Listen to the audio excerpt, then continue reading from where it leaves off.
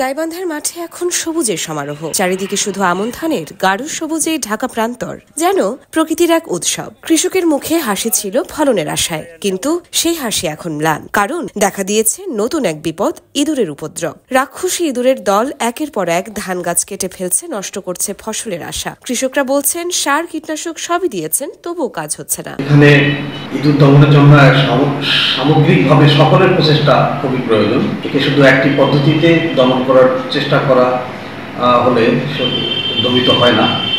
এজন্য সমন্বিত দমন পদ্ধতি এবং সামগ্রিক দমন পদ্ধতি দরকার, এবং সামাজিকভাবে সবাই একসাথে ইঁদুর দমনের জন্য সচেষ্ট হওয়া দরকার।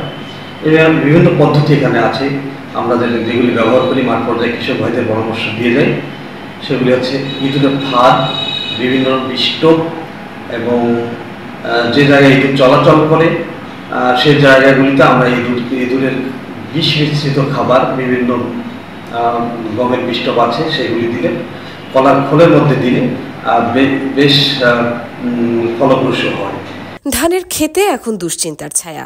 গাইবান্ধা জেলা কৃষি সম্প্রসারণ অধিদপ্তরের তথ্য অনুযায়ী এবছর 1,32,000 হেক্টর জমিতে আমন ধানের আবাদ হয়েছে, কিন্তু ইঁদুরের এই আক্রমণ যদি নিয়ন্ত্রণে না আসে, ক্ষতির মুখে পড়বে হাজারো কৃষক। সবুজের আশা যেন ইঁদুরের কামড়ে না হারায়, এই প্রত্যাশাতে এখন অপেক্ষা গাইবান্ধার কৃষকেরা।